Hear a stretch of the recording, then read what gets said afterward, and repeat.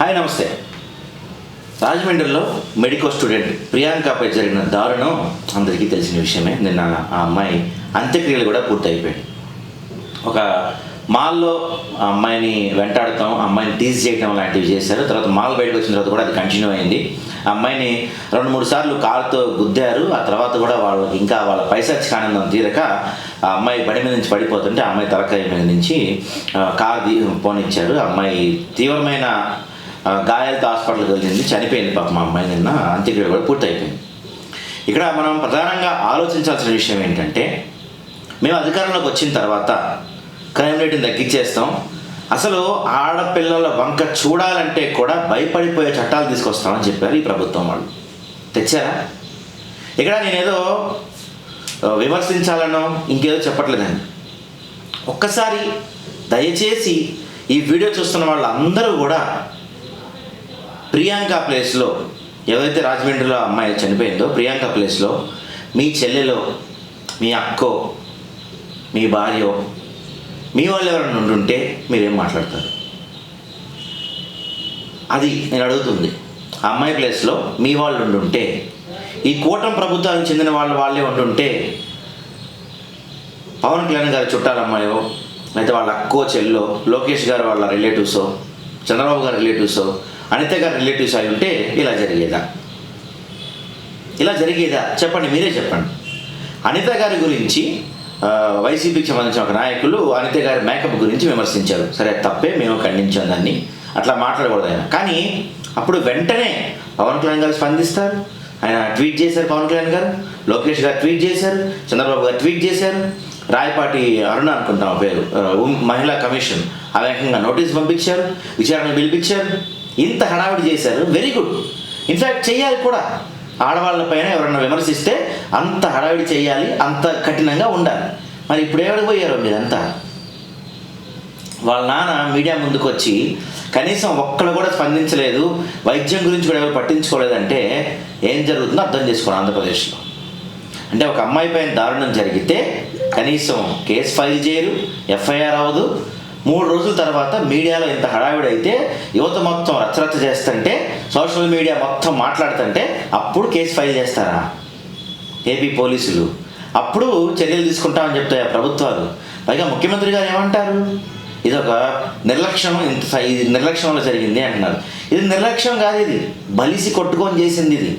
Sir, నిర్లక్ష్యం అంటే ఇప్పుడు వాళ్ళు కారులో వెళ్తా పొరపాటున గుద్దేస్తే సరే, వాళ్ళకి నిర్లక్ష్యంగా చూసుకోక డ్రైవ్ చేసి అందుకని గుద్దేశారు అనుకోవచ్చు. కానీ ఇది వాంటెడ్లీ వాళ్ళు తాగి గంజాయి తాగారు, డ్రగ్స్ తీసుకున్నారు, అది మరి మీ విచారణలో తెలియదు నాకైతే తెలియదు. కానీ బలిసి కొట్టుకొని చేసింది ఇది, నిర్లక్ష్యం కాదు, ఇది బలుపుతో చేసింది అన్నమాట. ఇది తెనాల్లో ఏదో 4 రౌడీ షీటర్ల వాళ్ళు అని చెప్పి వాళ్ళని నడి రోడ్డు మీద కొట్టారే, తర్వాత ఇంకెక్కడ నడి రోడ్డు మీద వాళ్ళని నడిపించారే, మరి వీళ్ళని ఎందుకు నడిపించట్లేదు? అట్లా వీళ్ళెందుకు ఛానల్ చూపించట్లేదు?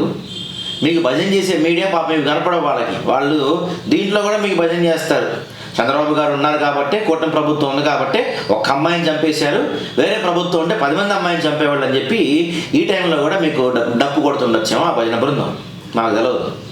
ఎందుకంటే ఆ భజన బృందం, భజన మీడియా బహుశా జర్నలిజం మర్చిపోయి కేవలం మీకు డప్పు కొట్టే పనులను నిమగ్నమై ఉన్నారు. కాబట్టి ఇంత దారుణమా? ఆ మధ్య కర్నూలులో ఒక అమ్మాయిని అత్యాచారం చేసి బావిలో పడేశారు. ఇంతవరకు ఆ నిందితులు పట్టుకోలేదు. అనంతపురంలో జరిగింది ఇలాంటిదే ఒకటి, కడపలో జరిగింది ఇలాంటిదే ఒకటి. ఏనా నిందితులు లేదు ఇంతవరకు?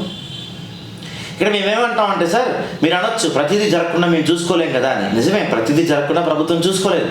కానీ ఒకసారి జరిగిన తర్వాత ఇంకోసారి ఎవడన్నా చెయ్యాలంటే వాడికి వణుకు పుట్టేలాగా మీరు శిక్షలు చేస్తే, శిక్షలు వేస్తుంటే ఎవడో చేసేవాడు కాదు.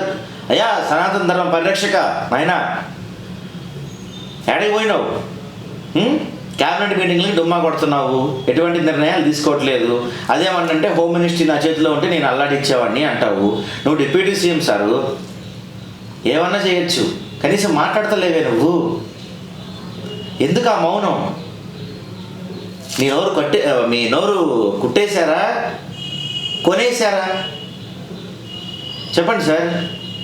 అమ్మా అనితమ్మ, ప్రతిదానికి ముందుంటావు కదమ్మా, నువ్వు ఒక మహిళవే కదమ్మా. నువ్వు హోమ్ మినిస్టర్గా ఛార్జ్ తీసుకున్న తర్వాత ఏపీలో లా అండ్ ఆర్డర్ కానీ ఇవన్నీ ఎంత దిగజారినాయో ఒకసారి రికార్డ్స్ చూసుకోండమ్మా మీరు. అనిత గారు, లోకేష్ గారు గుడ్ గవర్నెన్స్, మీరు అసలు మొత్తం అంతా లోకేష్ గారు నరవడి గారు మేమంతా టెక్నాలజీ అసలు మామూలుగా ఉండదు, అది ఉండదని చెప్తారు. మొన్న వైసీపీ వాళ్ళు జగన్మోహన్ రెడ్డి గారు వెళ్ళినప్పుడు ఒక చోట ఒక లేడీ పోలీస్ పైన కొంత మాబ్ అటాక్ జరిగింది. ఎవరు మాబ్ అటాక్ చేశారు ఏంటి అని విత్ ఇన్ సెకండ్స్లో పట్టుకున్నారు. వాళ్ళ వీడియోస్ రిలీజ్ చేశారు, ఫొటోస్ రిలీజ్ చేశారు, మీ ఛానల్స్లో పెద్ద పెద్ద డిబేట్స్ పెట్టారు. మరి ఈ అమ్మాయి విషయంలో ఆ దరిద్రులు ఎవరైతే ఉన్నారో, ఆ చెత్తనా కొడుకులు ఎవరైతే ఉన్నారో వాళ్ళ ఎందుకు రిలీజ్ చేయలేదు, ఇంకా వాళ్ళని ఎందుకు ఎన్కౌంటర్ చేయలేదు, ఇంకా ఎన్కౌంటర్ చేయాలని నేను కోరుకోవట్లేదు, కానీ వాళ్ళపైన ఎందుకు ఇంతవరకు యాక్షన్ తీసుకోలేదు? కఠిన చట్టాలు మహిళల్ని చూడాలంటేనే వణికిపోయే చట్టాలు తీసుకొస్తామని చెప్పారు. ఏవా చట్టాలు? ఒక మెడికల్ విద్యార్థి, తెలంగాణకు చెందిన ఒక మెడికల్ విద్యార్థి ప్రియాంకకి న్యాయం జరుగుతుందా? మీరు చెప్పండి, న్యాయం జరుగుతుందా?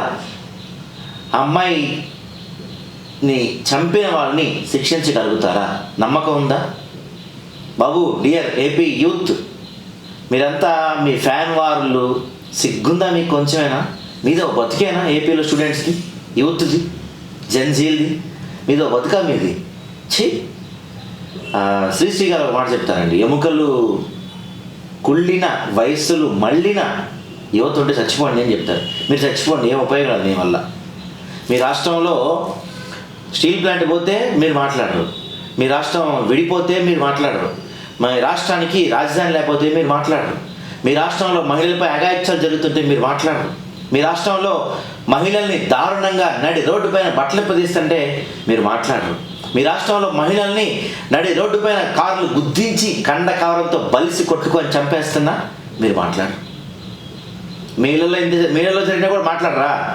నాకు అర్థం కాదు. నాకు ఒక డౌట్, ఏపీ యూత్ ఎవరన్నా చూస్తుంటే చెప్పండి ఈ వీడియో. మీ ఇళ్లలో మీ చెల్లినో ఇలానే చంపేస్తే అప్పుడు కూడా మీరు ఫ్యాన్ మార్చ్లో బిజీ ఉంటారా? మా పార్టీ నాయకుడు ఎవరో చంపింది ఏం పర్లేదు అనుకుంటారా? మా కులపోడు ఎవరో చంపింది ఏం పర్లేదు అనుకుంటారా? సిగ్గు లేదా మీకు? చావలేదా మీకు? చచ్చిపోయారా? ఎందుకు మీ బతుకులు యూత్వి ఏపీలో? మీ జన్మలో ఒక్క ఉద్యమం అన్నా చేశారా? ఒక్క ఉద్యమం దేశం కోసం, రాష్ట్రం కోసం, కనీసం మీ ఇంట్లో ఆడపిల్లల కోసం ఒకడన్నా చేశారా మీరు? ఏం బతుకులు రా మీ ఇచ్చి మీ బతుకులు. నేనేమో ప్రభుత్వాలను అంటలేదండి, స్టూడెంట్స్ని, యూత్ని, ఈ జెన్జీలు అని చెప్పుకునే వాళ్ళని చెప్తున్నా. ఏపీలో మగాళ్ళు ఎవరన్నా ఉంటే వాళ్ళకి చెప్తున్నాను. బహుశా ఎవరు లేరు, రిజర్వేషన్ అంటున్నారు అందరూ. లేకపోతే అందరూ ఈ కులాలు మార్చుకున్నట్టు, మతాలు మార్చుకున్నట్టు మగాళ్ళందరూ గాజులు వేసుకొని తిరుగుతున్నారు కావచ్చు ఏపీలో.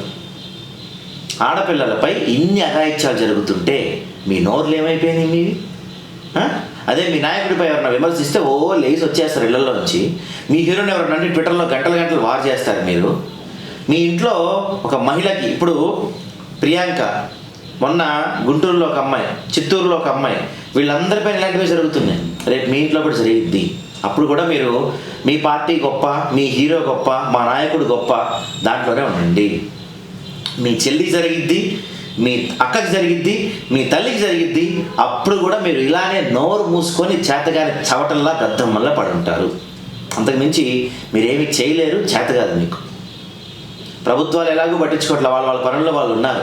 కనీసం ఇంత దిగజారుతుంటే అనిత గారు మాట్లాడరు, పవన్ కళ్యాణ్ గారు మాట్లాడరు, లోకేష్ గారు మాట్లాడరు, చంద్రబాబు గారు మాట్లాడరు. ఏం ప్రభుత్వం అండి మనది? మంచి ప్రభుత్వం. మళ్ళీ మాట్లాడితే, ఎవరైనా మాట్లాడితే వాళ్ళపైన కేసులు ఎట్లా పెట్టాలి, వాళ్ళని ఎట్లా ఇబ్బంది పెట్టాలనే దాంట్లో మాత్రం బిజీగా ఉంటాం. కానీ ఆడవాళ్ళపైన ఇంత ఆకృత్యాలు జరుగుతుంటే, ఒక ఆడమే హోమ్ మినిస్టర్గా ఉన్న రాష్ట్రంలో ఆడవాళ్ళపై ఇంత ఆకృత్యాలు దారుణం జరుగుతుంటే మాత్రం మనం నోరెత్తలేం, నోరు తెరవలేం, మనకి కనపడదు, వినపడదు, మనం చేతగాని చవటలం ఏపీలో ఉన్న ప్రజలందరం కూడా.